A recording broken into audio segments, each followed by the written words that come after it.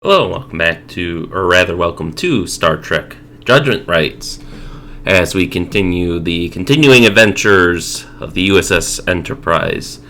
Now, once again, GOG has added a sort of press enter to continue screen, so otherwise the game would immediately launch as it did in the original version. We can see it's pretty snazzy. We've got what looks like a Class D planetoid in the foreground that the Enterprise is zooming by while a planet is exploding or something in the background. I do like the blue kind of color that they got going on there. Looks really cool, but in any case, let's get started.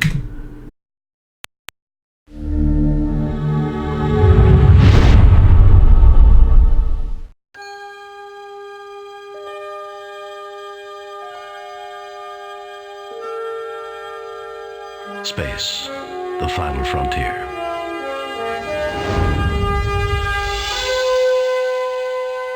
These are the voyages of the Starship Enterprise. Its mission, to explore strange new worlds, to discover new life and new civilizations, to boldly go where no man has gone before.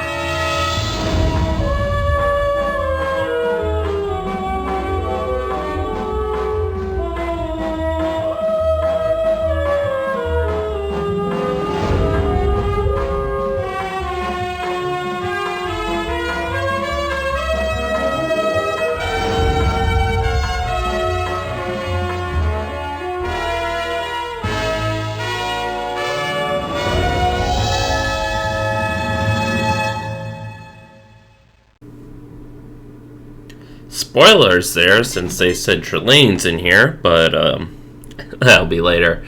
Here's the difficulty level the manual mentioned, as we are Commissioned Officer Captain James T. Kirk of the United Starship Enterprise. We will, of course, choose the Commissioned Officer level. We see that the introduction has changed. It's now a actual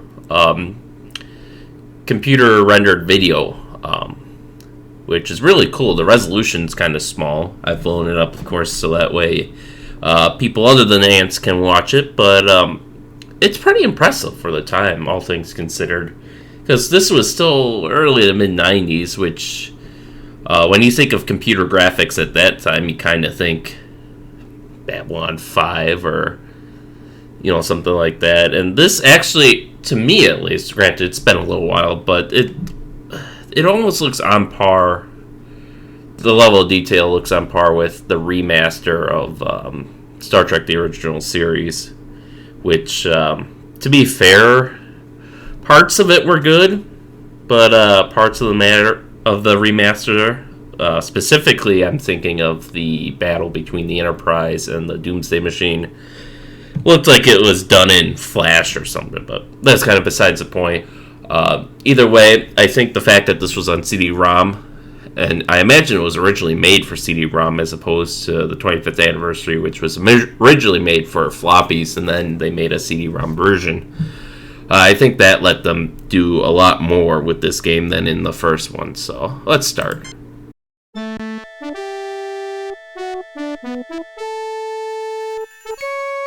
Captain's log, stardate 6223.8.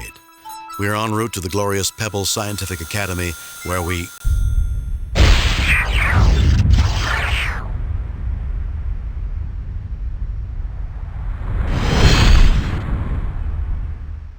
Enterprise, this is Captain Luke Rayner of the USS Alexander. We have returned from the future. In 8 days, the United Federation of Planets will be completely destroyed. A new...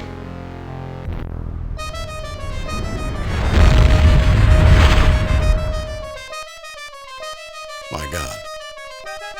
Captain's log supplemental. We have tracked the Alexander's course to Espoir Station, a scientific research facility in the Omega Maelstrom sector. We are about to set course for that system, hoping to discover the subject of its last ominous message. Alright, well that's a gruesome start. Now, Judgement Rites takes place shortly after the events of the 25th anniversary, and I believe the manual said that even Judgement Rites was still in the fourth year of James T. Kirk's 5-year mission, and I believe 25th anniversary was as well, so that would make this concurrent if I'm correct, with the first season of Star Trek The Animated Series, as I know many people consider the first season to kind of be the fourth year of his mission, and the fifth season to be the second season to be the fifth year of his mission, with seasons 1 through 3 of the original series being his first 3 years.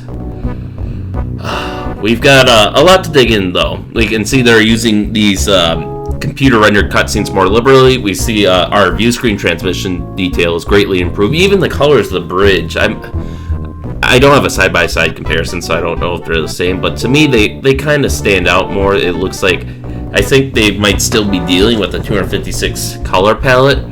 But if they are, they definitely chose better colors. Aurora, contact Starfleet Command. Let them know what we know. Orders are to proceed to Espoir Station, sir. Very well. Mr. Spock, thoughts? Perhaps you should access my library computer, sir. Great idea, Mr. Spock. Let's do that. Now we can see the text system actually supports lowercase letters now, so we can... Excuse me. We can... it doesn't really matter, at least for this part of the game. Maybe it'll matter somewhere else, but... because... Glorious Pebble Science Academy, a scientific training institute located in Theta Omicron Sigma, commonly used by humans, Andorians, and Elbites. Alright, and the library computer waits for us to click it, so that way we don't have to go through a library entry several times if, you know, you're busy writing stuff down. Glorious? Yeah, so caps doesn't matter, at least for this. So Theta Omicron Sigma. Theta Omicron. Sigma Zhukova, ternary star system discovered by the Belarusian astronomer Mikhail Zhukova. Nothing at all what we want. Did I Glorious Pebble. Glorious Pebble Science Academy. Theta Omicron. Okay, so I guess we can't look that up, but let's look up Raynor. USS Lucas Raynor, Starfleet rank Captain. Current assignment, Commander of the USS Alexander. Raynor's service chronicles an exemplary career, including serving as Ensign, Lieutenant, Lieutenant Commander, and Commander aboard the USS Typhoon, before transferring to the Alexander for his first command. Captain Raynor has been decorated on 3 occasions for bravery by Starfleet Command. Did we get any information on the USS Typhoon? Nope. You'll notice the computer is voiced by Majel Barrett, which instead of the really harsh kind of computery voice of the original series, so it sounds more like the TNG LCARs than the TOS LCARs, but USS Alexander, a Constitution-class starship under the command of Captain Lucas Raynor, commissioned stardate 5961.1. Its current missions are classified. Alright. What about that race for Glorious Pebble, the Elbiter? Okay. Espoir Station. Espoir Station, scientific research station situated near the Gravity's End Proto-Universe phenomenon. It is directed by Dr. James Monroe, originally of New Texas, Earth. New Texas? What is that? Won't tell me. Alright. James Monroe. Dr. James Monroe, Administrator of Espoir Station, graduated stardate 2251.9 from Princeton University with a doctorate in theoretical physics. His doctoral thesis was Temporal Anomalies in Type B Warp Fields. Interesting. Possibly related to the reason the Alexander came through the temporal rift. Let's see, what else can we research? Well, Gravity's End. Gravity's End, the only known Proto-Universe phenomenon located near Omega Maelstrom, possessing an energy level exceeding 100 Type G suns. Gravity's End is currently under study by Espoir Station. Cross-reference entry, Proto-Universe phenomenon. Alright, so I imagine a Type G sun would be something similar to the sun in the Sol system, as that would be something most viewers would be familiar with. So it's a gravity of 100 suns. That's pretty intense. Proto-Universe. Proto-Universe phenomenon. phenomenon involving leakage of matter and energy and space-time distortions caused by the Big Bang in a parallel universe. The only known instance of the Proto-Universe phenomenon is gravity's end under observation by Espoir Station. Cross-reference entry, gravity's end. Alright, and what about the Omega Maelstrom? Can you tell me anything about that? Interestingly not. Okay, I think we've done all the research we can here, so Mr. Sulu, if you would kindly set a course for Espoir Station, maximum warp.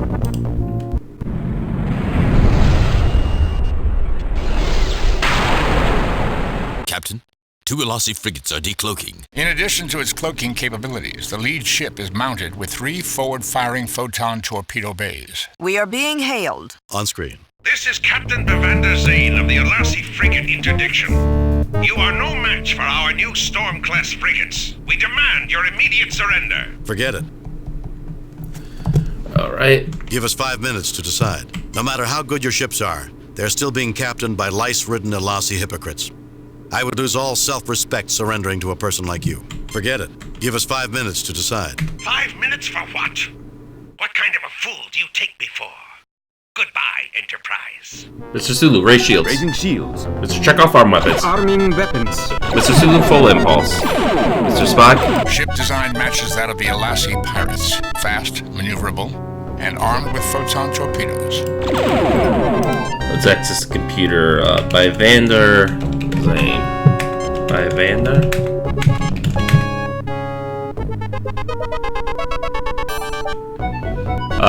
Okay. It's, an interesting error.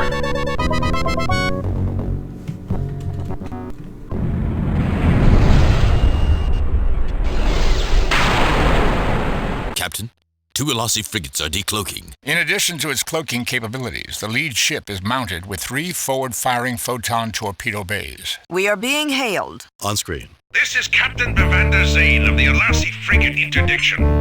You are no match for our new Storm-class frigates. We demand your immediate surrender. Forget it. Give us 5 minutes to decide. 5 minutes for what? What kind of a fool do you take me for? Goodbye, Enterprise. Mr. Sulu, raise shields. Raising shields. Full impulse. Mr. Chekhov, arm weapons. Arming weapons. Okay, so we're back. Apparently, if you type in Zane into the computer, it will crash the game. As I started up again and I tried it, and it gave me a memory error again, so I wonder if it, does have an entry, but it points to the wrong place and it overloads the memory buffer or something. I don't know, but in any case, Ion Storm. that's not what we want. Frigate.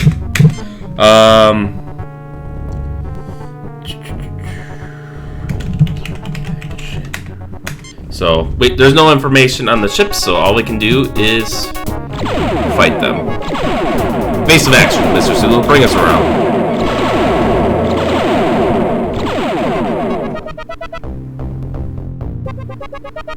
Let's focus on the green one.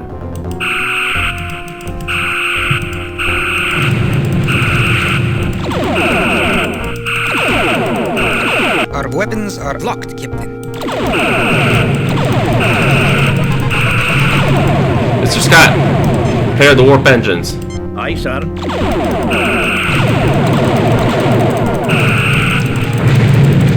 Full reverse, Mr. Sulu. Alright, we got him. Mr. Chekhov, lock weapons onto the other target. Yes, Captain. Our weapons are locked, Captain.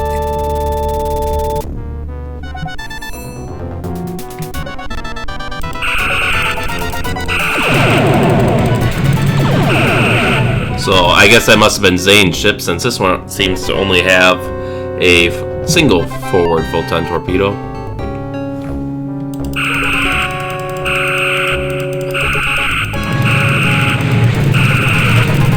Alright, keep firing, Mr. Chekhov. Engines repaired, Captain. Thank you, Mr. Scott.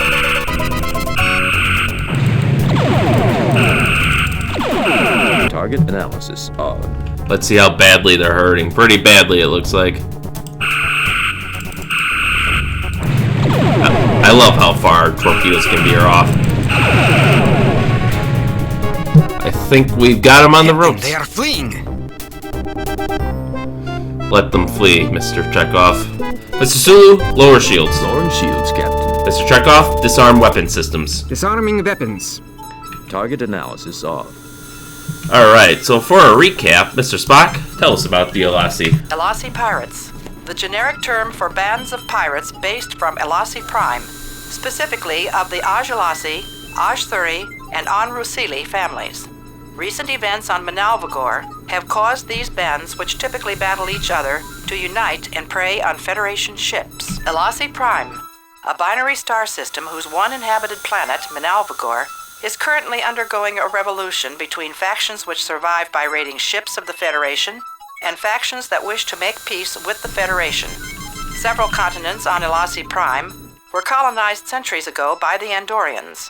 The self-deterministic nature of the Manalvagorians and the treatment of minority Andorians is an issue of considerable controversy. The Elasi clan is the largest clan of pirates and have been alleged to have attacked 46 Federation ships in the last 3 years. They resort to revolutionary zeal to mask their activities as pirates. Starfleet Tactical Analysis characterized them as being daring and impulsive, but skilled in analysis and planning. In effect, they are very capable of acting in an unorthodox and surprising manner when their plans begin to fall apart. They are considered a Class 1 threat to the Federation. Okay, so, Elasi ship? Nope. Well, we do know one of them had a cloaking device, and generally I would associate Elasi with cloaking devices with Burdell, so... Dr. Ias Burdell, once a Vardane scientist and administrator, leader of an anti-Federation faction on Vardane, and head of a Constitution-class shipbuilding program on Vardane. Dr. Burdell presumably died in battle with the USS Enterprise. Dr. Vas Burdell, Vardane scientist, leader of the technocratic political party on Vardane, and son of the deceased scientist Ias Burdell, considered to be the current leader of the Anti-Federation Party on Vardane. Alright. Vardane, the name for the third planet of the Harlequin system. Vardane is a member of the Federation, whose society was founded by reclusive humans in the late 22nd century.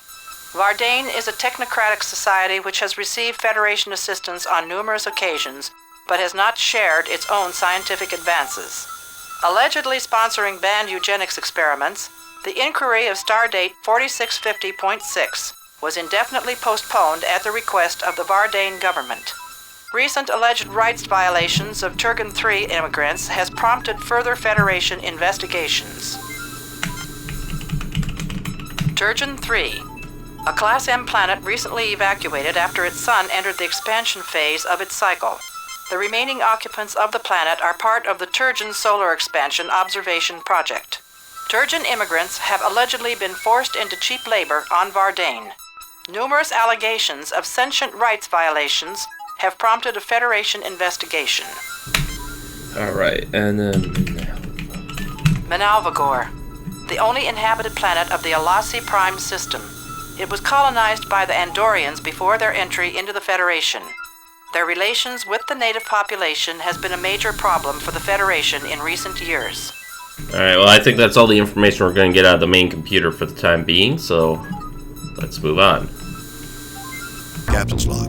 We have engaged in a battle against the Elasi. I cannot help but wonder if there is a connection between them and the message that we have received from the Alexander. Captain, you don't seriously expect us to believe that the Elasi could threaten the Federation? Those Cossacks couldn't threaten my grandmother. It does seem inconsistent with what we know. I'm still suspicious, Mr. Spock. Just call it human intuition.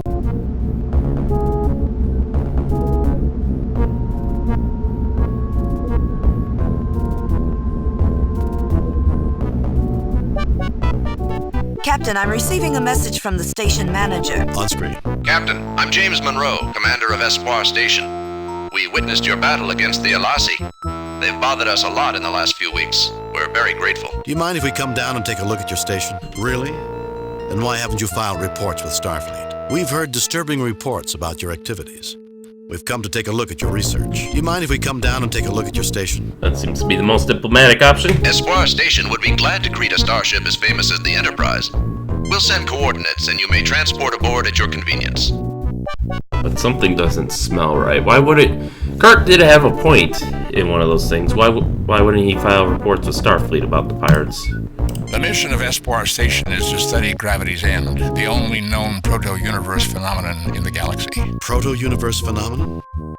I've heard a lot of things, Mr. Spock. The Proto-Universe phenomenon, or proto-event, is a place where a big bang occurring in another universe deposits matter into ours. It is also noted for intense space-time distortions. The equipment on the station is highly advanced, but they appear to be of non-Federation design. There are areas protected by force fields which sensors cannot penetrate. Could a rupture have occurred in this proto-event that would destroy this section of the galaxy? That is possible. However, a rupture of that intensity would almost certainly have destroyed the Alexander. We do not have many facts, but those we have do not support that hypothesis. Uhura, contact Starfleet. I have coordinates to beam down, sir. Or don't, okay. Very nice model on the view screen, but time to form a landing party, I think. Let's beam down. No red shirt? Where's my red shirt? Greetings, Dr. Monroe. I'm Captain Kirk. Yes, it's been made clear who you are, Captain Kirk. Espoir Station is glad to meet you. In fact, we have something interesting to show you. That may be why we're here.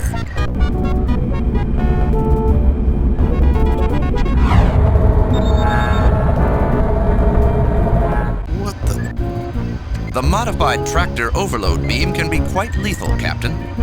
I suggest you surrender immediately or we will crack your ship like an egg. Why are you doing this? You won't get away with this. How can a loyal Federation scientist do a thing like this? Why are you doing this? Actually, Kirk, I'm the one pulling the strings. Bradell. Jim, isn't he that maniac who wanted revenge on you and... I am the one who headed the Verdane program to build our improved versions of your starships. And despite the setback caused by your interference, I survived. I thought you were killed when your pathetic imitation of the Enterprise was destroyed. Fortunately, a Cloak Delassie frigate transported me before my bridge was destroyed. Fortunate for one of us, that is. You intend to destroy the entire Federation? Is that the only thing you ever think of, Bradell? Revenge? Of course, Bradell, even surrounded by your goons. You're still too much of a coward to face me in person. You intend to destroy the entire Federation? Guards, put them in the brig and let them rot. No, monologue your plan at us so we can stop it. Aw. Welcome to Espoir, Captain Kirk. I've been asked to make certain your stay is uncomfortable. What did you do to Dr. Bradell anyway? 11 years ago as lieutenant on the Farragut, I exposed his scheme to overthrow the Bardane Council. They dismissed him from their science council in disgrace. He's vowed revenge ever since. That explains it. Never get involved in politics or get on the good doctor's bad side. It doesn't sound like you care that much for Bradell. Well, he's never been interested in winning popularity contests. By the way, the name's Shem. Manao Shem. Alright, so we've been thrown in a prison cell. The cold, hard surface of a prison wall. The cold, hard surface of a prison wall. Not much to look at in here. The wall seems weaker here than in other places. This is a standard security door with a force field. Manao Shem, a big security guard. Someone you'd rather not fight. Oh, we can't look at Kirk apparently. Mr. Spock, wondering why logical solutions never seem to be very good at prison escapes. Dr. Leonard McCoy, who silently counts the hours remaining before the Federation is destroyed. Alright, thoughts everyone. If there's ever been a mission that we mustn't fail, this is it. It's somewhat humbling to know that over 100 billion people are depending on you. Only 100 billion? That's like, what, about 15 Earths in the current year, give or take, population worth? Because we have, what, around 7 billion right now? Captain, I estimate the odds of finding and destroying Bradell's doomsday weapon at 186 to 1. That's better odds than usual. I am factoring in your record of performing nearly impossible feats, Captain. Otherwise, the odds would be 8,552 to 1. What would I do without your encouragement, Spock? I cannot speculate, Captain. Over a 0.5% chance of success, that's way better than normal. I'm getting a little too old to play hero, Jim. But you do it so well, Bones. And you'll do it for much, much longer, like at least another 20 years. Alright, let's talk to this goon. You get no response. Really? What's on your mind, Captain? Dr. McCoy, he's very sick. Yeah, like that was You work. wouldn't happen to be related to Vakata Sheen by any chance. Do you realize that you're working for a madman? Seems like he knows it. When do we eat around here? Dr. McCoy, you wouldn't happen to be related to Vakata Sheen by any chance? Yes. He was my father. How's he doing? He's dead. He tried to betray the Vardane Starship program to the Federation and was executed 9 years ago. I'm sorry to hear that. I knew him when I was on Vardane. He was a good man. Obviously, someone felt differently. Since then, Dr. Burdell took me under his wing. I proved more able as a security officer than as a scientist. Then you should know that Burdell is insane. He knows. Why don't you try coming inside for a moment? Let's see how tough a security officer you are. Let's not fight if we don't have to. What do you think of your father's death? How do you think I felt? I called him my friend. He had the courage of his beliefs. It must have been difficult having people constantly saying that you are a traitor's son. How many times did Burdell say that to you? Help us avenge his death. 10 years ago, he helped me expose him to the Vardane Council. He died because he was Burdell's enemy, not because he was a traitor. If I can expose Burdell's plans, then your father's name will be clear. I have a duty, Captain. A responsibility to guard this station and its crew. If I do as you ask, I betray the man who killed my father, and also betray a lot of friends in station security who did nothing to him. It's a difficult choice. Questions of morality are always difficult. That they are. Your friends are alive. Your father has no one except you. Very true. And how does Burdell treat your friends? You have a point. I suppose I can let you go. I'll turn off the force field. Your weapons, communicators, and tricorders are stored in the lockers in this room. I'll try to convince security to turn against Burdell. You remind me a lot of your father, Manao Sheen. Unfortunately, after this, I will remind everyone about my father. It's generous of you to take me with you, but I better lay low for a while. If you fail, I might be able to do something later to stop it. Alright, so let's get out of this cell.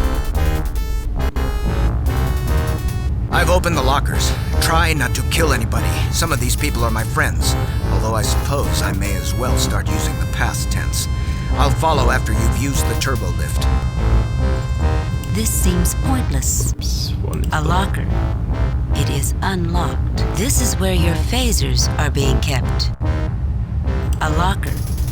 It is unlocked. This is where your tricorders and medkit are being kept. A locker. It is unlocked. This is where communicators are being kept. A passcard reader. This device opens the lockers when the appropriate passcard is inserted. So, if we had tried to knock him out, we probably would have had to take his passcard and insert it in there to open the lockers. Manao Shem. Dr. McCoy looks at the cell in disgust. James Kirk is relieved not to be in the cell, but realizes the odds are very much against him. Mr. Spock considers a logical solution to their problem. A light mounted in the ceiling. Ventilation ducts. Anything else we can look at? Ventilation ducts. The door to the turbo lift. This is the station's brig. The floor. This seems pointless. No, you gotta tell me it's the ceiling. In any case. I'm not in a talking mood, Captain. Understandable. I'm not in a talking mood, Captain. Got nothing to say. The layout of this base is interesting, Captain. Its modular design makes it easier for a small security detachment to guard. The Vardane values secrecy even more than security. Alright, McCoy. Jim, stop at a place where I can write my last will and testament. Heaven forbid, Bones. Alright, let's get our stuff. Phasers taken. Tricorders and medkit taken. Communicators taken. Alright, I don't want to contact the Enterprise just yet because I don't want them to know that we've broken out, but let's use our tricorder. Nothing unusual about that object, Captain. Really, you're not going to tell me that it's a computer that we could use to open the lockers that are already open? Nothing. Nothing. Nothing. Wow, he is not as expressive as in 25th anniversary. Nothing. The light is composed of a Kelvium magnesium alloy, using an externally mounted Argenta power converter to feed from the cosmic rays that are bombarding this station. A most efficient design. You almost sound pleased, Spock. Pleasure would be an emotion, Doctor. I am, however, impressed by their efficiency. And they make the trains run on time, too. So basically, they use radiation that you find in space to power the lights. That's pretty efficient. Then you don't have to use your reactor to power them. Granted, the lights are probably the least power-consuming thing on the station compared to things like life support, shields, weapons, tractor beams, galaxy-destroying super weapons, you know.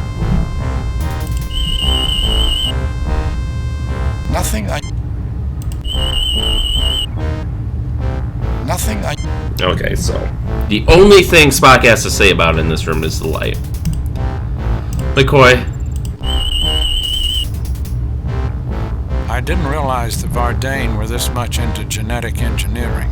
The skin has been custom engineered into a light epidermal tissue. Muscle fibers are much denser than usual. A strong, viable species. Interesting analysis, Bones. However, we have more important things to do at the moment. Alright. Let's walk on out of here.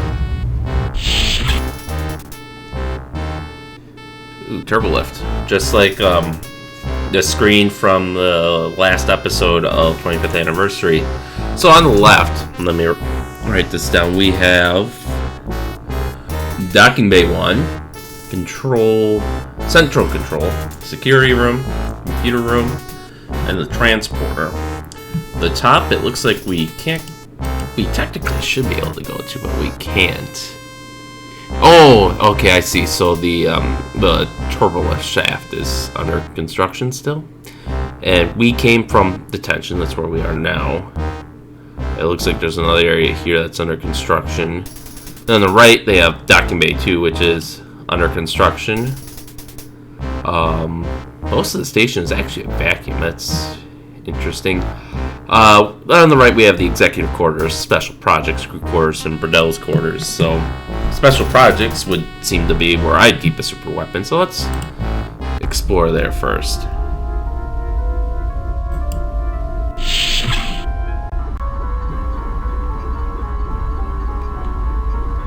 Well, that's a thing. A mutated Antarian man-killer, an improved version of one of the most feared animals in the galaxy. A large machine. It looks like the center of an experiment. It would appear that Burdell has been mutating an Antarian man-killer, a most deadly creature. Well, there's another teddy bear for you, Spock. Some sort of special project controls. Very bulky with a lot of prototype components. It is currently protected by a force field. According to my tricorder, Captain, the power system for this force field originates from the security section. The floor. This seems pointless. I want to look at this stuff. Can I look at this stuff? I guess not. Alright, thoughts, everyone? You know, Jim, I really could have done without meeting this thing. Come on, Bones, it'll build character. I have quite enough character, thank you very much. A most deadly beast. Almost as deadly as some of the predators on Vulcan. Nice-looking animal. Tricorder readings, Mr. Spock. I detect a great deal of augmentation in the creature's anatomy, Captain. The device appears to be involved in genetic research, Captain. It inserts mutagens into genes and monitors their progress. The device is empty. So that's probably what they used to make that guy. This is the control for the special weapon that is holding the Enterprise. A force field prevents our access to the controls. Captain, my tricorder indicates that the force field controls can be neutralized in the station's security center. Interesting. We'll have to keep that in mind. The panel is fully functioning. It is linked to several locations on the ship, including one which is highly shielded. This panel? Could we tap into the ship's communication systems from here and call the Enterprise, Spock? Negative, Captain. Well, that's McCoy. Mr. Spock, could you at least try to tap into their computer recommend system? Against using the station's communications unless absolutely necessary. Alright. Well, we can't do anything in there for the moment. What about Burdell's quarters? The door is locked. Alright. What's in here? Rather cramped living quarters. Only a small step up from Klingon ships. No wonder the Klingons have such a bad temper. We'd better be quiet. There's a gentleman on the bed who might quarrel with us if we wake him up. McCoy? Oh. It's a medical kit, not a tube kit. Shut up, McCoy. Just scan him, will ya? No wonder he's not on duty. He's suffering from cervix toxemia. He must have spent some time on Rigel 8. Think he'll get up? He's under heavy medication, Jim, but with Verdane physiology, you can never tell. Well, let's make certain then. McCoy, cure him if you can, but make sure he stays under. This will keep him unconscious. I can't cure him with a med kit. His infection is not easily treatable. Alright. A target for laser firing practice. A small shifting holographic bullseye is certain to challenge even the most skilled marksman. The wall looks very solid. A light mounted in the ceiling. Practice dummies for martial arts. Where's their stance, though? A mat, usable for gymnastics and martial arts practice. A food synthesizer. Storage modules. Storage modules. The floor. The wall looks very solid. A panel in the wall. This seems pointless. A Vardane guard, currently asleep. A bed. It appears to be designed for slightly larger than man-sized humanoids. So genetically engineered man-sized humanoids. And I thought that our quarters in the Enterprise were cramped. I had forgotten how Spartan the Vardane could be. An excellent analogy, Captain. The Vardane consider art to be an activity of limited utility at best, and subversive at worst. Well, you know art can be pretty damn strange, and it's human nature to fear what you don't understand. Vardane nature too, I guess. I wonder if there's anything here we can use. Yes, I wonder that as well. Actually, Kirk, can we... This floor seems solid. This station is of recent construction, Captain. The inventory just registers articles of clothing. The inventory just registers articles of clothing. Okay, fair enough. Mr. Spock, tricorder readings on everything. The module is made from solid uranium steel alloy.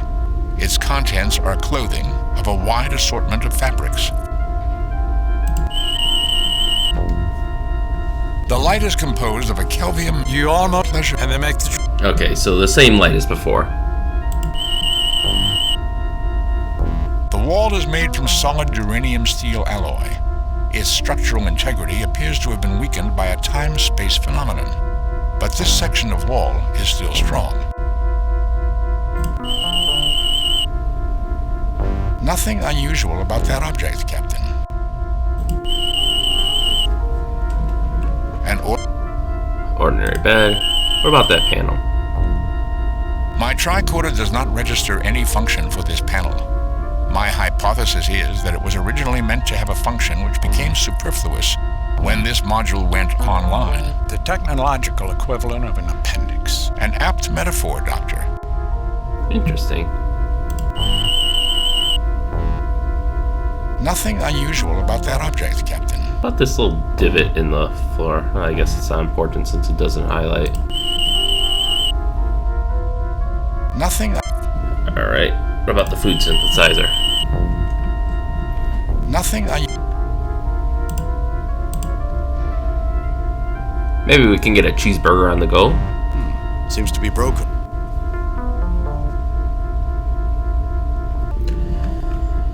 In that case, we can probably take these dummies with us. The dummies are not easy to carry, but you manage.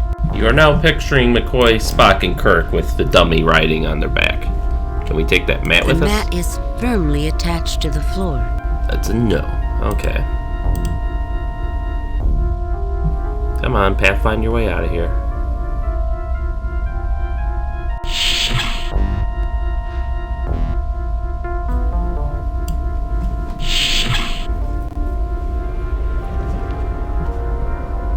Time to look around some more. A large potted plant is hanging from the wall. Somebody has a green thumb here. You mean to tell me there are Verdane who are interested in something other than eugenics or military conquest? Bakadashim was proof of that. Unfortunately, it cost him much. Oh. This is a wall cabinet, a food synthesizer, a bed, a comfortable pseudo-leather chair. Library monitors. These data screens provide information and entertainment for board executives. The floor. Kind of makes me want to play a cyberpunk game. This comment about the board executives needing entertainment. But hey, as of this video comes out, or at least the rumor is it'll come out within the next year or so. The door leads back to the corridor. This seems pointless. An external monitor used by central control to send messages to this room. A selection of bound technical printouts. One of the technicians really loves his work. This appears to be a synthesis between a computer and a musical instrument. A Kikilian. How rare. What is it? It has many uses, Bones, but it's most commonly used as a mood inducer. It emits subsonic vibrations at a wavelength that stimulates the emotional centers of the human brain. Maybe we could use it on the Verdane. The effects of a Kikilian are not significant enough to radically change emotional states. If it had such abilities, logic would suggest it would have wide use as a narcotic. Well, that's one great plan that's gone down in flames. Yeah, it was worth a try. An atmospheric purifier. It is capable of removing contaminants from large quantities of air or water in less than a second. It carries the brand of the Save-A-Ship Manufacturing Corporation. Now, why would you need an atmosphere purifier on a space station? The filters should be built into the life support system. I suspect it could help someone with extreme allergies. As some of you may remember, the Save-A-Ship company was in the episode with Mudd in 25th anniversary. And when he used the shitty Save-A-Ship life support system to power the alien ship. And it broke down on us, of course. Alright, thoughts, everyone? Does anyone have any suggestions? Well, Bones, do you have any ideas? I'm not a religious man, Jim. But a few prayers couldn't hurt us right now. You get no response. Spock? We should attempt to gather evidence that Dr. Burdell is planning to commit genocide.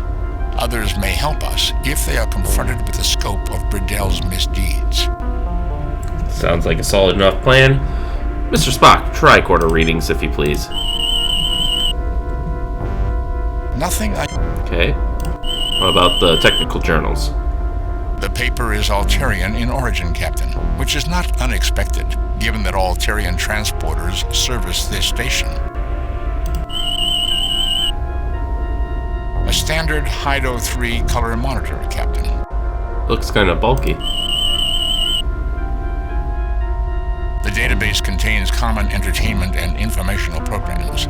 There is no link to any of Burdell's other files. Unfortunate. A Malboralian desert creeper. They require little water and can go months in between watering. This is quite a robust example, Captain. The food synthesizer is working perfectly, Captain. Okay. Nothing unusual about that object, Captain. Really? Nothing. Okay. I detect what appears to be Andorian barbicide in this cabinet. That's a rather powerful drug. I didn't realize the Vardane were into drug smuggling. This could be a private matter, Captain. Also, the Alasi are known to smuggle this drug. Jim, there is a legitimate use for barbicide in treating severe allergies. Okay. Nothing.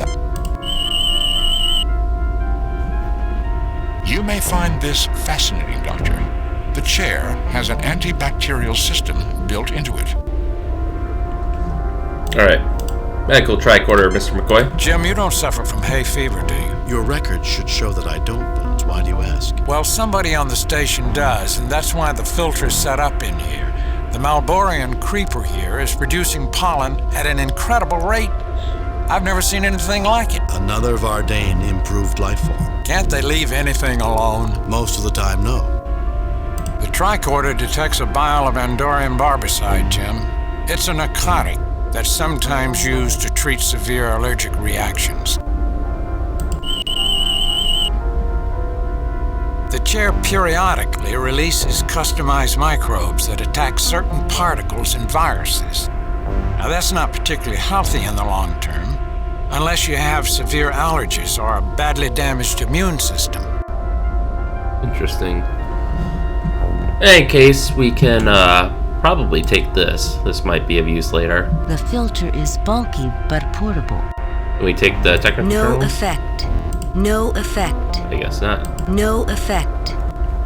Alright, can we get into the cabinet? It's locked. Mr. Spock, take a look at it. I am unable to unlock it, Captain. It has a brain path scan lock. Only someone with specific brain patterns could unlock this. But we aren't getting in there. Can we access their computer systems, Mr. Spock? Or are you just going to tell me what I already know? The database contains common entertainment and informational programs. There is no link to any of Burdell's other files.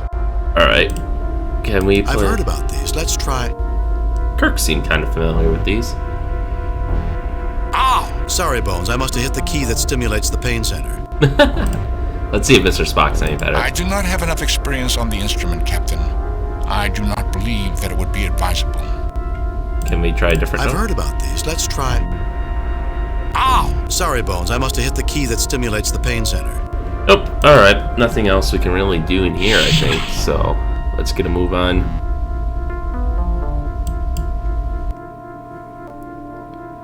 So, let's explore the other cluster. Uh-oh. The gig is up! There they are! Get them! Fire!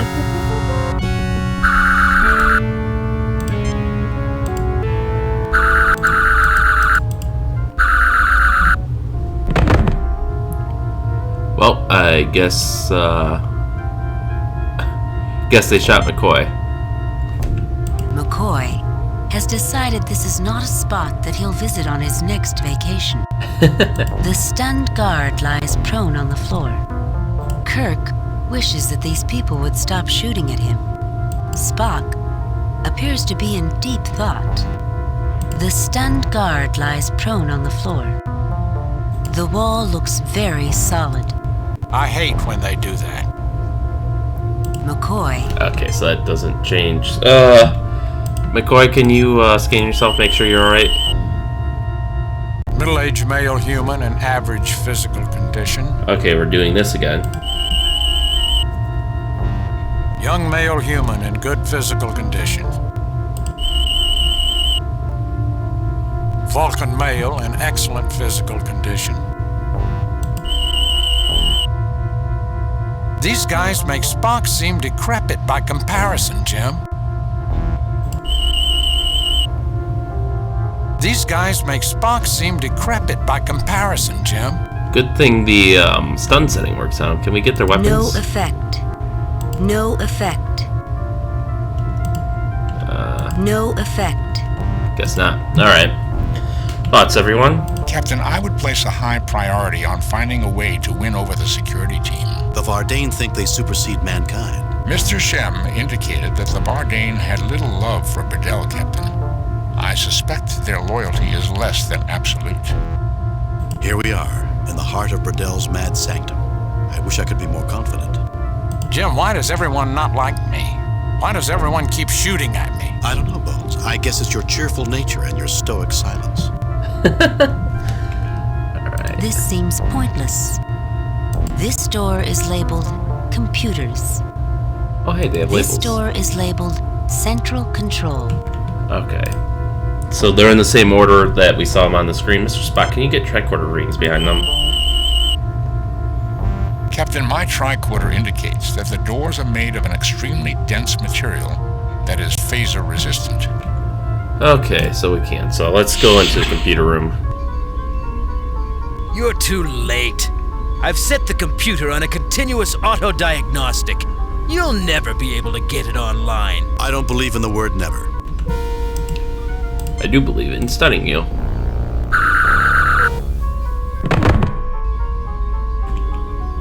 A rather unconscious computer technician. A rather unconscious James Kirk never seems at ease in a room full of computers. Mr. Spock seems perfectly at home in a room full of computers. Dr. Leonard McCoy doesn't like working with machines, but doesn't like primitive medicine either. Storage modules. The memory unit of the station's main computer. A micro holobeam projector, usable to create light images on the chess game. A three-dimensional chess set. A three-dimensional chess set. A display monitor. This seems pointless. Right. The central processor of the main computer. A chair. Thoughts, everyone? Computers, I better start thinking of something illogical to say. Well, it always seems to work for Kirk since they blow up after he says something illogical. These are various advanced designs, Captain. They appear to work on a modified Daystrom duotronic system version 9.0, with some enhancements I do not recognize. Well, Spock, do you feel at home here? My home is Vulcan, Doctor.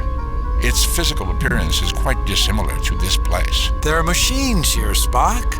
Computers. This is where you belong, isn't it? My place, Doctor, is as science officer aboard the USS Enterprise. Spock, if you left the Enterprise, I'm sure you could find a job substituting for one of these mechanical marvels. Actually, Doctor, the computing capacity of one of these machines is substantially faster than the processing power of the Vulcan brain. So you admit that you are inferior? In speed and memory, affirmative. Other areas exist, Doctor, where even you are superior to this machine. That's the nicest thing you've ever said to me, Spock. Alright, tricorder rings, Mr. Spock. Oh, actually, first, McCoy. Middle-aged human male, currently unconscious. Alright. Now, tricorder rings, Mr. Spock. The tricorder can tap into the core memory, provided that we can end the diagnostic cycle.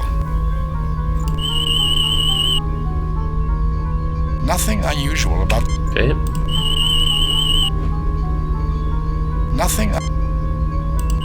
Storage modules. The module is made from solid duranium steel alloy. What's inside of them, though? Empty storage. Nothing. Okay.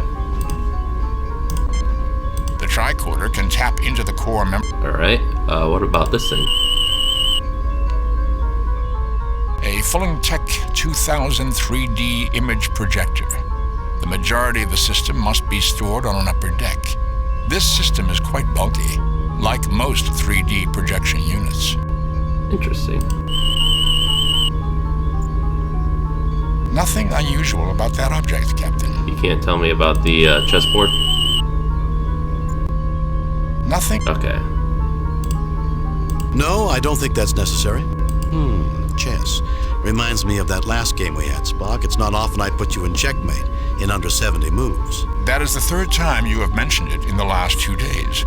If I were human, I might begin to find it irritating. Well, perhaps we can work together on this one.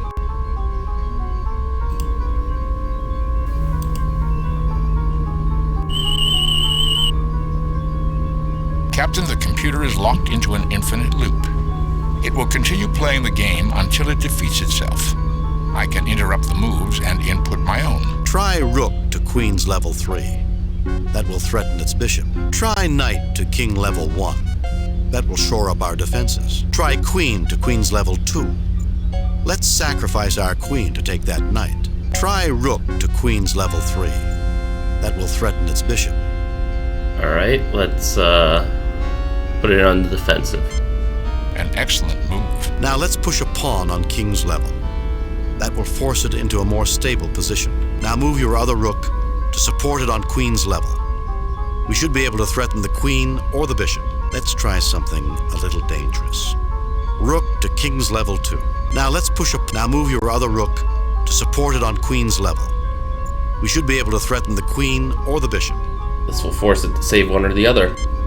It seemed to be expecting something else, Captain. Its queen is vulnerable. Let's not be too hasty.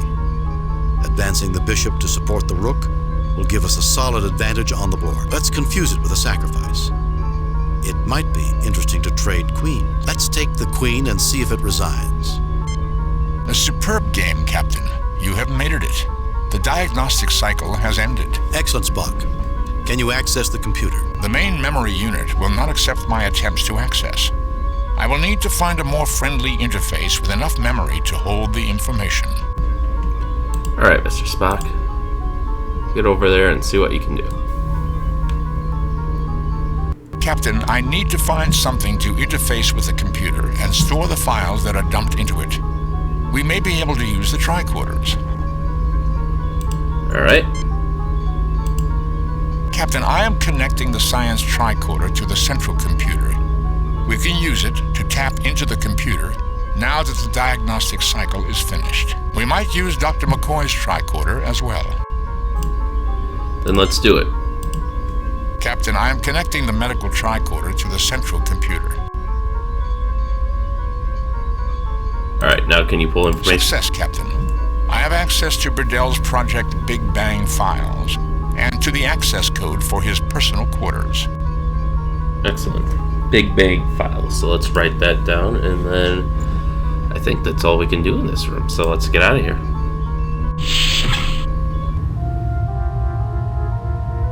Now, instead of just waltzing in the security, which I'm sure they're expecting, let's use the transporter room instead, which they might be slightly less expecting. Jim, what's that smell? Wanaka gas, a knockout gas with an extremely long effect. We have mere seconds to neutralize it or get out of here. Good thing it has a delayed onset of action, but we have an air purifier which can supposedly strip the air of all contamination. The air is being purified almost immediately. Ah, good old starbase filtered air. So dry it makes me want to drink a glass of water every 5 minutes. I'm sure we can transport you into water if you really want some. Damn transporters. If man were meant to fly around the universe, God would have allowed him to disassemble his own molecules. This seems pointless. Alright, let's take a look around the room. Transporter decontamination conduits. These filter most biological hazards from incoming and outgoing transporter patterns. Interesting. This seems pointless. The transporter chamber. Transporter pad. The floor. Transporter controls. Can you move a little to the side? Thank you, Kirk. The air filter from the executive quarters. Dr. McCoy. For a doctor, he has very little patience. Jim Kirk. He hasn't seen the trap that human ingenuity can't overcome.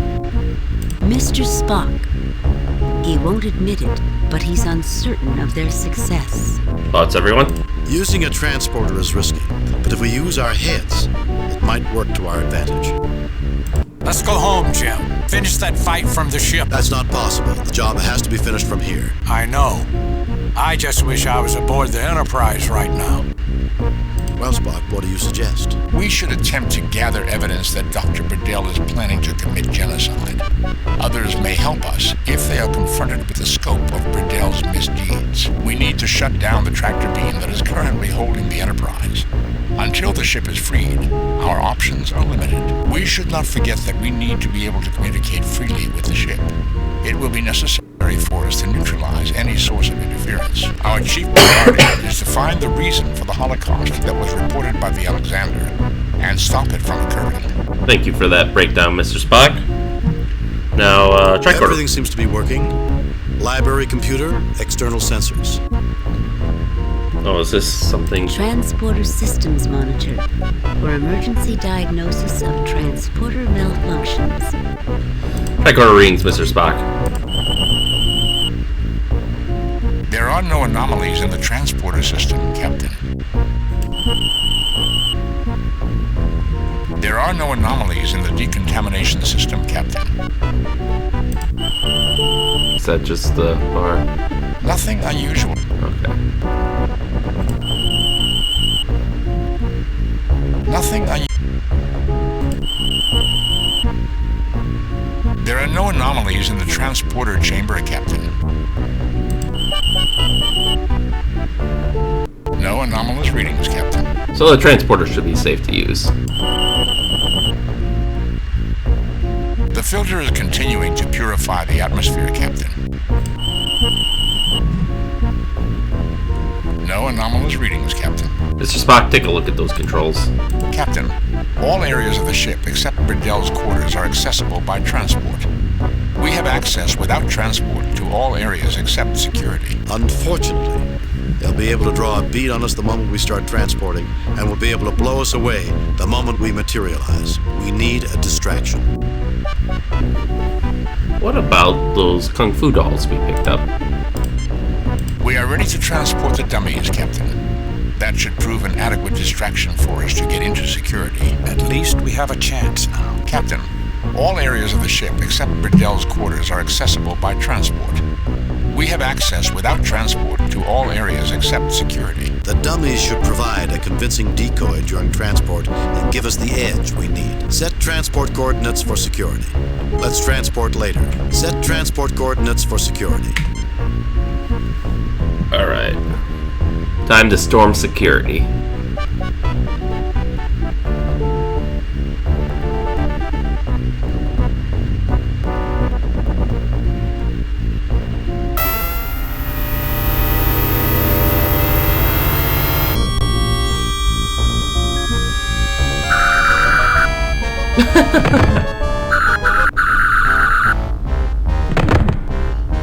They both shot McCoy. McCoy isn't feeling much of anything right now. From his insignia, this Vardane has the highest ranking. Damn it, I'm a doctor, not a target. An unconscious Vardane security person. An unconscious Vardane security person. Grab their weapons. No effect. No effect. No effect. Come on. No effect. No effect. What about this one? No effect. No effect. Really? Okay. No effect. Alright, well, let's talk to him. I give you credit, Earther. You show extraordinary guile. Well played, Captain.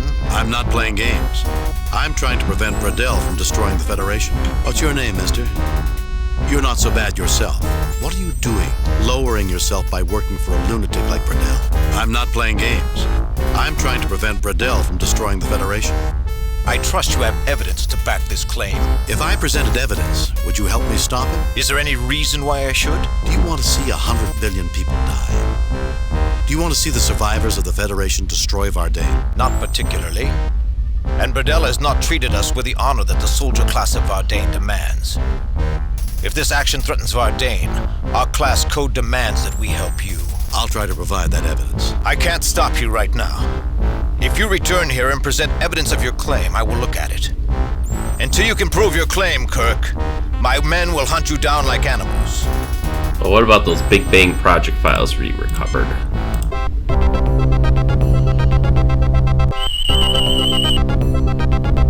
I have copies of Bradell's files taken from the main computer.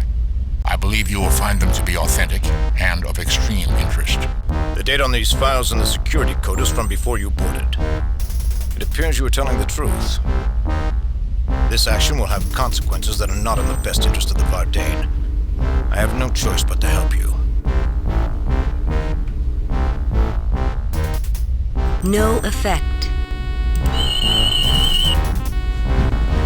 Captain, these phasers are greatly inferior to our own. Their stun setting renders individuals unconscious for only a few seconds at a time. The Vardane typically have many hidden weapon caches in their facilities. Disarming them won't solve the problem. We'll just have to deal with Vardane attacks as they occur. So he's basically saying if you didn't have the proof that they would keep beaming in, following you around the station, and you can't just take their weapons and disarm them because they have an effectively unlimited supply. That's what they're trying to say, because games. This console controls communications tracking. This console controls force fields in Special Projects Room. Library monitors.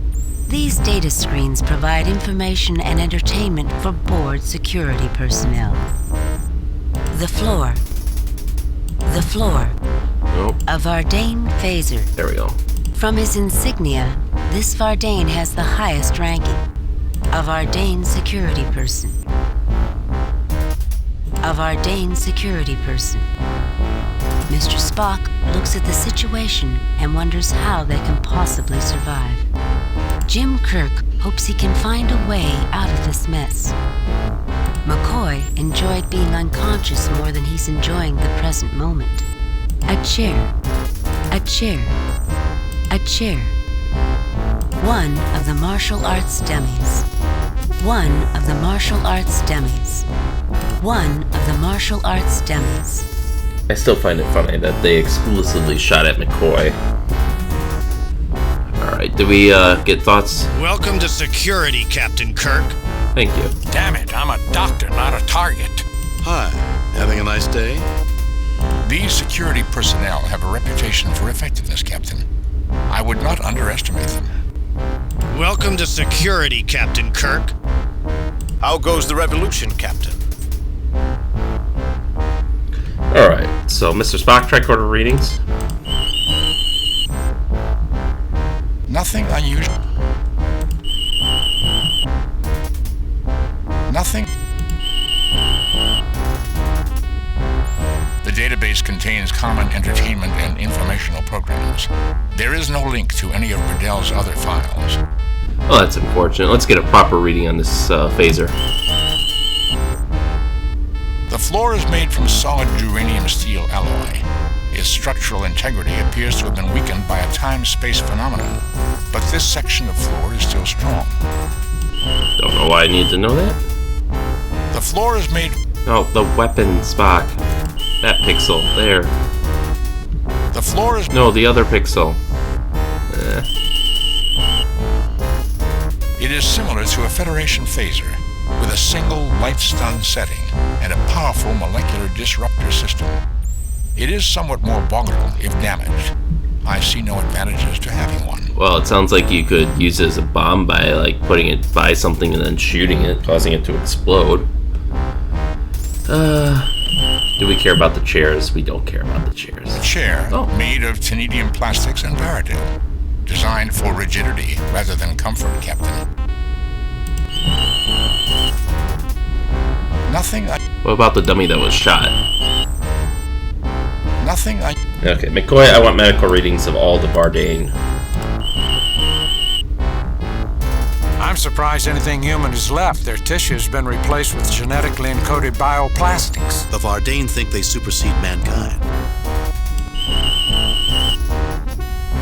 I'm surprised anything human is left. They're the Vardane. Does he have anything special on him? I'm surprised because it seems like the level of genetic engineering might be related to their station in life or their class. Kind of a caste-based system. Mr. Spock, see what you can do about disabling the communications tracking. I have deactivated the communications tracking systems, Captain. Excellent. I like how we get a little hourglass to show when we can't take actions now. I have lowered the force fields in the special projects room. Excellent. Let's see if we can contact the Enterprise now. We're being jammed. We have to disable the station's communication system if we want to contact the Enterprise. Alright, well then let's storm the control center. Which should be this room, I believe. Captain Kirk, I have detained these men for you as Security Chief Command ordered. Oh, thank you. You get no response. In accordance with the Vardane Military Code, as one who has betrayed his charge, I must make a formal admission of treason for my new masters. When is the most convenient time to make the deposition? Later. In accordance with... Okay, so they both have the same dialogue. How dare you come aboard this station and disturb our delicate work, you Starfleet brute! And I thought Harry Mudd was annoying. Yeah, you're the one who kind of kidnapped us. Don't hurt me! Please! And could someone do something for my allergies? One of Monroe's assistants. Dr. Monroe, a Vardane guard. Let's look around a bit. Vardane guard. A door leading back into the main corridor. The floor. The station's systems console. The station's communications station. The station's weapon controls. This seems pointless. The floor. Dr. Monroe seems to be constantly monitoring data from the console in his chair. Is that why he just sits there and doesn't really acknowledge our existence? Alright, sensor ratings, McCoy. Middle-aged human male suffering from severe allergies. Middle-aged male human in average physical condition. Young genetically altered human male in excellent physical condition. Young genetically altered human male in excellent physical condition. Alright, McCoy, why don't you treat his allergies? Hold still. That should help. And try to calm down. We're the good guys. Thank you for helping me with my allergies. I guess not all Federation people are bad. Well, we normally like to think of ourselves as humanitarians. Unfortunately, that is not what Dr. Burdell tells most Vardane. Anyway, I guess I should get rid of that creeper. The main viewing screen. Alright, Mr. Spock, tricorder readings. Nothing unusual about that object, Captain. Nothing unusual about that object, Captain. Nothing. Nothing. Okay, so, Mr. Spock, work your computer magic. I am disabling their backups. It includes several systems that are not controlled from this station. I am disabling their communications network. We will now have a clear channel to the Enterprise.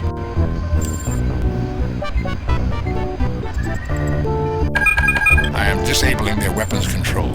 I do not detect access to anything around the Proto-event. Well, I think that's all we can do here, so let's move on.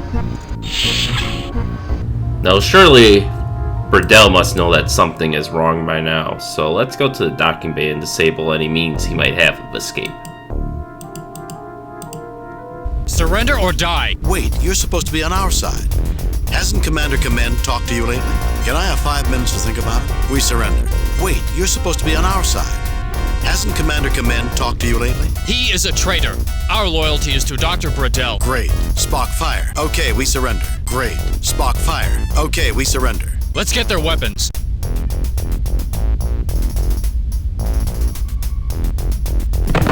Seven with one blow. An exaggeration, Doctor. Come on, you two. Alright, let's look around. This monitors the effectiveness of the cosmic ray filter along the shuttle bay. The door into the docking bay. These controls open and close the shuttle bay doors.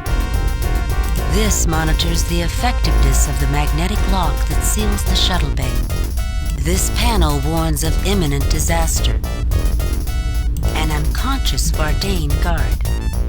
An unconscious Vardane guard. Storage modules. Spock notes the transparent aluminum doors with passive interest.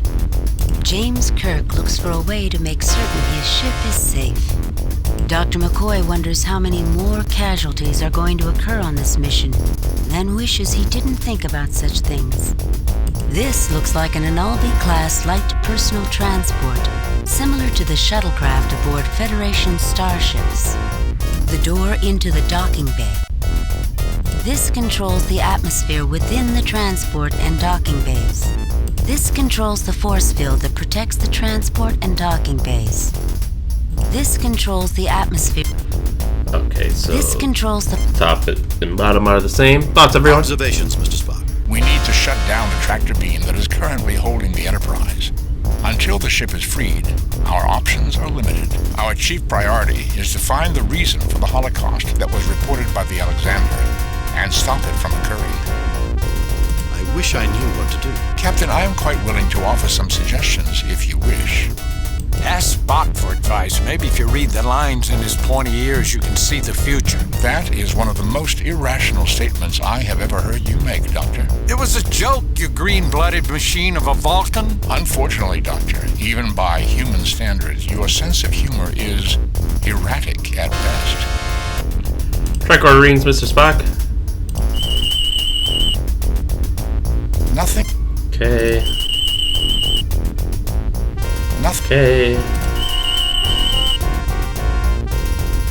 The module is made from solid duranium steel alloy. What about the shuttle? Can you tell us anything about that? Nothing. No? Nothing. Nothing. The panel is functioning within specified norms. The monitor is functioning within specified norms.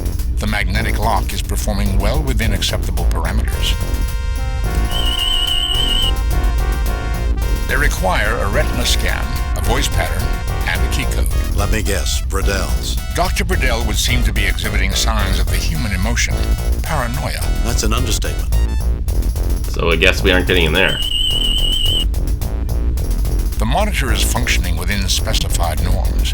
The magnetic lock is performing well within acceptable parameters. Nothing. Okay, can we get anything in the containers, or are they appear to be empty. Okay, they're empty. Can we try to... Well, I can't seem to open these doors. Mr. Spock, I know it's unlikely, but why don't you give it a go? I am unable to open them, Captain. McCoy, I want readings on the Bardain guards. Nothing on this tricorder, Captain. There we go. The Bardain's genetic manipulation exceeds all recommended Federation guidelines, Jim. Although they look human, their physiology incorporates features from several non-human races. Their tissue and nervous systems are synthesized bioplastics that are coded into their DNA and reproduced in each new generation. The great-grandchildren of Khan Noonien Singh. Some lessons are never learned. Forget which one I scanned. Bardain. The great... But I think nothing it's... on this. Nothing on this. Nothing. Okay, we get it. So, what can we do here? Can we use Spock on the... Could we use it to open these doors, Spock? Negative, Captain. It is only a monitor. I recommend against using the station's communications unless absolutely necessary. Spock, could we use this system to give them some sort of erroneous message about an impending disaster? Force them to abandon the station? The panel does not accept inputs, Captain. It only displays output. Spock, could we use this system to give them some sort of erroneous message about their cosmic ray filter? Make them believe it's about to collapse. Force them to abandon the station? Negative, Captain. I would require much more effective access to their monitoring systems. Do you really think that the real zealots would abandon this project under any circumstances? Alright, kind of expected that, but, oh well.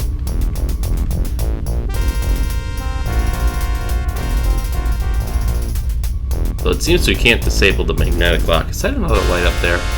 Okay, not one we care about, but what if we open the doors without disabling? Without venting atmosphere? Spock, open the outer door.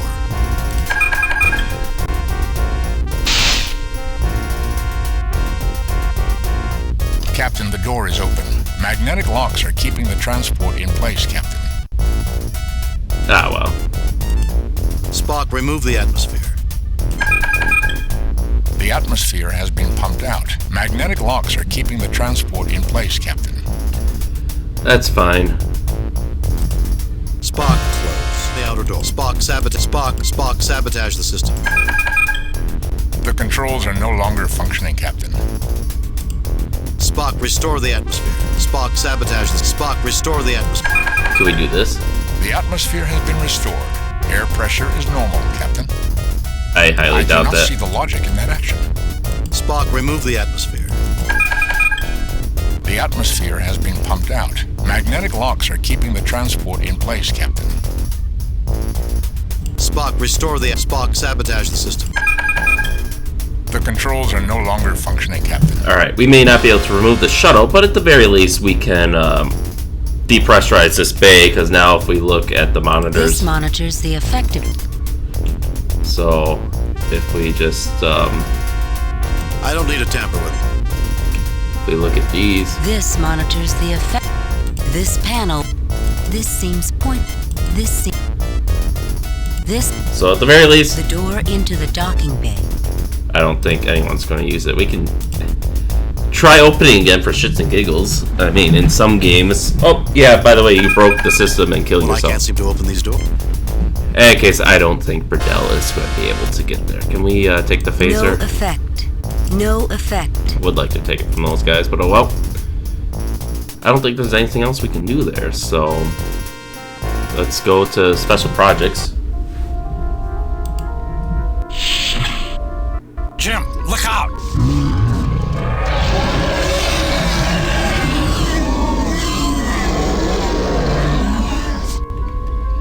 Be gone, creature!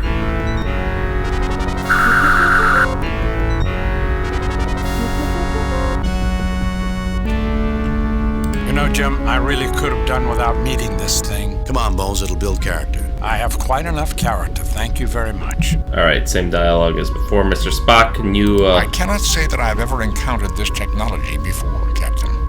But, something I was thinking about earlier, I think I got sidetracked, is they said their society formed in the 22nd century. That would make it around the 2100s, so approximately Captain Archer's time. And if that's the case, could they have been from the same time period as Khan?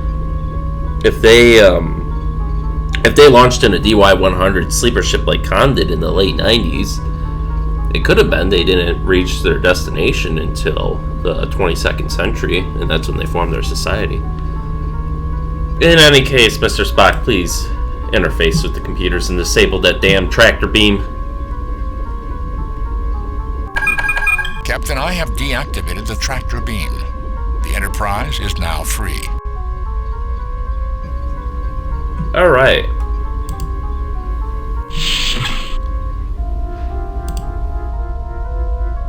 The door is locked.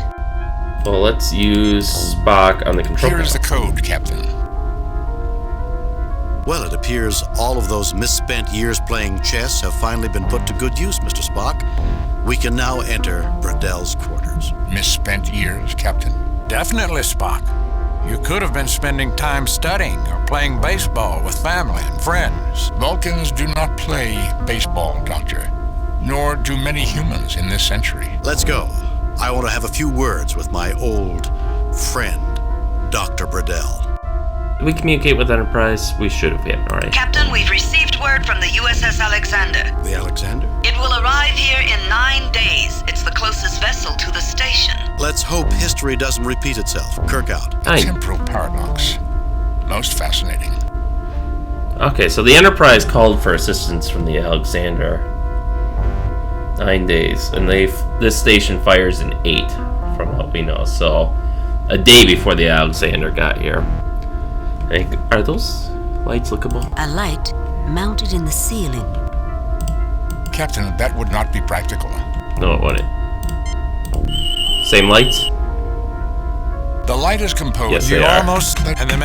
Alright, let's confront Burdell. So, you managed to elude our security.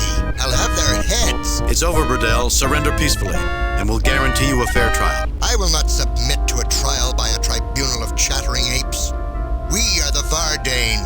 Lesser species have no right to judge us. Your experiment is over, Burdell. Morality transcends the differences in species, Burdell. You don't honestly think you can defy the three of us, do you, Burdell? Your experiment is over. Morality transcends the differences in species, Burdell. Morality. It is an invention designed to make lesser people feel superior. The universe is full of moral people, and for the most part, they are dead wood. People who are preoccupied with morality never make history. You always did love to lecture, Kirk.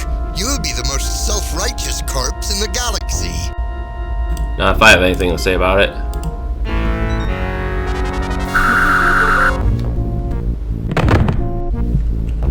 Can we collect this? Nope, Spock's just gonna say, Captain, these phasers of the they're bad and they have infinite of them. Okay. A door. Very vibrant room. This seems pointless. As a side note, I think the music sounds better than the original game. They must have had more space to work with on CD-ROM. An Orion fern. The edges of this plant extrude a deadly toxin, but Burdell seems to have had this poison removed. It's almost... This seems pointless. Okay, I guess it's just the way this is painted or something, but this almost looks like a railing where someone could be up there. A food replicator. Does this one work?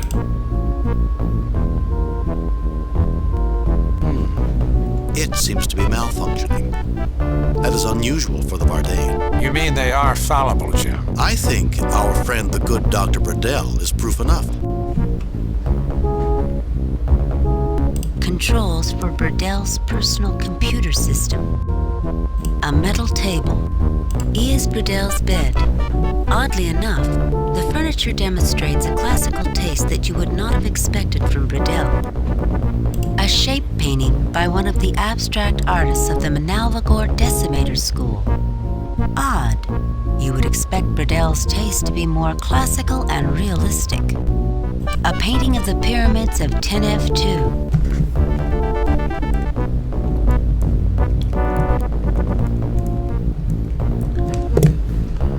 E is Burdell's bed. Oddly enough... Alright, we looked at that already. E is Burdell.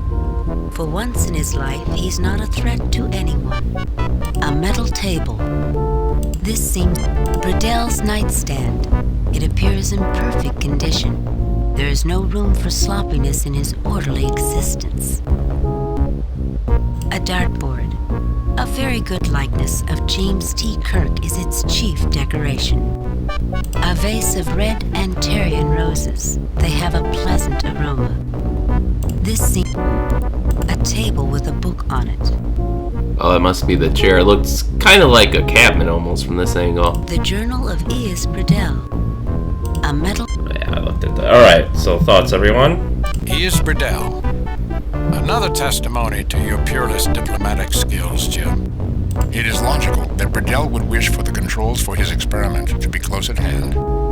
Burdell. Such a charming man. Reminds me of a Bonovan camel snake. Let's not insult camel snakes, Bones. McCoy. Readings on him. Agent Vardane, engineered human male with prosthetic enhancements in average physical condition. What about these? Nothing on this tricorder, Captain. Nothing on this tricorder, Captain. You aren't going to tell me how they've been modified? Well, Spock, tricorder readings. Nothing. No. Nothing. The device is an ordinary food machine, Captain. Captain, there does not seem to be anything indicating that this is the control mechanism. Okay. Solid corundine mahogany, Captain. One of the rarest wooden materials in the galaxy. Sure had expensive taste for a culture that's supposed to be Spartan. It appears to be constructed from a silver aluminum alloy, Captain. Is this desk any different? It appears... Nope. Okay. Nothing there. Nothing. Nope. Nothing. Oops. Nothing. Nothing. Anything about the book or the desk? Nothing. Nothing. Nothing again. There is something hidden behind the dartboard, Captain. Some sort of electronics. A trap? I'm unable to tell, Captain. Well, let's take a closer look then. The offending dartboard is removed, revealing a set of controls. I'll move out of the way so we can see them. A set of once hidden controls. There is a keycard slot and a number entry pad. A dartboard with moving target for a real challenge and a phaser-resistant backing, used to train security officers to fire their phasers more accurately. Alright, let's read his book then. I'll read it. According to this book, Bradell's secret code is 2162. Alright, let's grab the book. You pick up Bradell's journal, and a bookmark falls out. This is unusual, Captain. I would not have expected a man like Bradell to rely on a paper record. Who knows, Spock? And he just leaves it there on the table. Tricorder rings, Mr. Spock.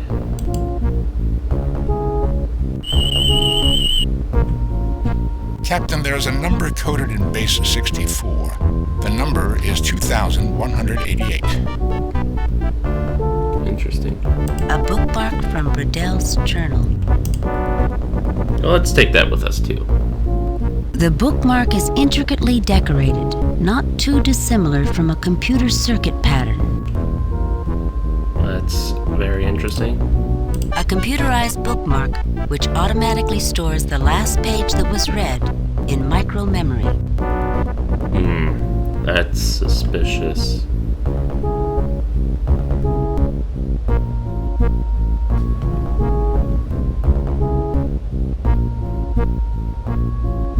Alright, well, let's use Mr. Oops. That's how I wanted to do. Yes, we know it's malfunctioning. Mr. Spock, see what you can do about that control panel. Since it was hidden, it seems likely that that was the controls for his super weapon. I will need the correct code, Captain. We've seen two possible codes, Mr. Spock. 2162, 2188, 2162, 2188. Well, 2162 would be the obvious one since it's written in his book and its journal says it is, but we know Bradell is a man of technology, so I think it's the code that was encrypted on the bookmark. I have activated the code circuit. The proto-event weapon is decloaking. I have also managed to deactivate the station's shields and have a clear communications channel to the Enterprise. Broadcast the coordinates, Mr. Spock. Have the Enterprise destroy that weapon. The coordinates have been sent.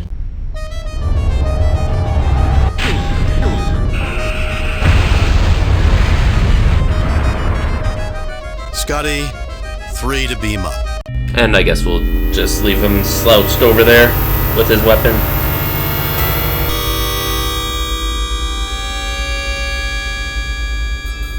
That has to be one of the most welcome explosions that anyone will ever see. There is turmoil on the Vardane Council, Captain. The members who supported Bradell's anti-Federation policies have been forced to resign. I expect improved relations between the Federation and Vardane. That's good to hear.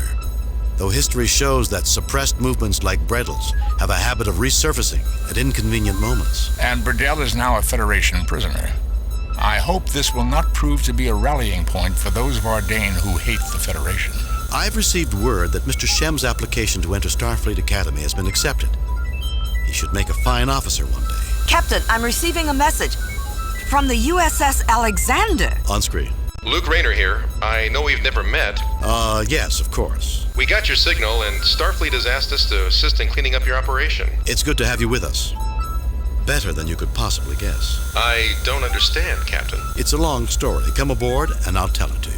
I've reviewed your report from your recent assignment, Captain, and have a few comments. I am very pleased with your performance. It was a perfect mission, Jim. Your reputation as Starfleet's best starship captain is secure. Kane out.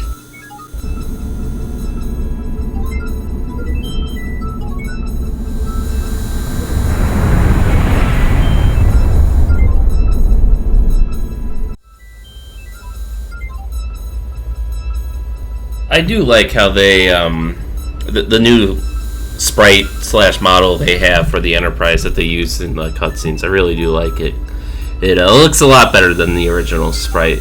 So I guess that last conversation must have taken place. The Enterprise must have stayed on site to secure the station and wait the 9 days that it was going to take for the Alexander to arrive. So, in any case, that's the first episode. Very long episode, at least in comparison to most of the missions from the first one. Let's see if there's anything we can look up in the computer, though. Nope, we can't look up the music computer thing. Can't look up Big Bang.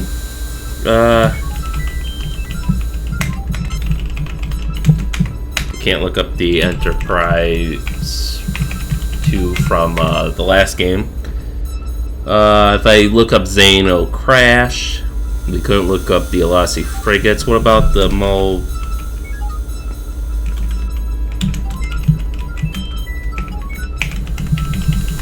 Okay, Desert Creeper. Nope, can't look up the plant. What about 10 of 2? 10 of Pyramids? And then the other painting was by Magolian? I forget the word, but it's the home planet of the Alasi. What about the Antorian Man-Killer? Man-Killer? We can't even look up the beast. Andor Barbicide. Oh, that's unfortunate. We can't even look up the shuttle. That's kind of sad. Because in the last game, you could look up things you encountered in the mission, at least sometimes. Like, I remember on the first mission, the Pollux 5, we were able to look up, the berries that we had used to cure the one guy, and we were able to look up his infection, I think. But, it looks like they aren't letting us do that this time. So with that, thank you all for watching, and stay tuned for next time, and we'll see you then.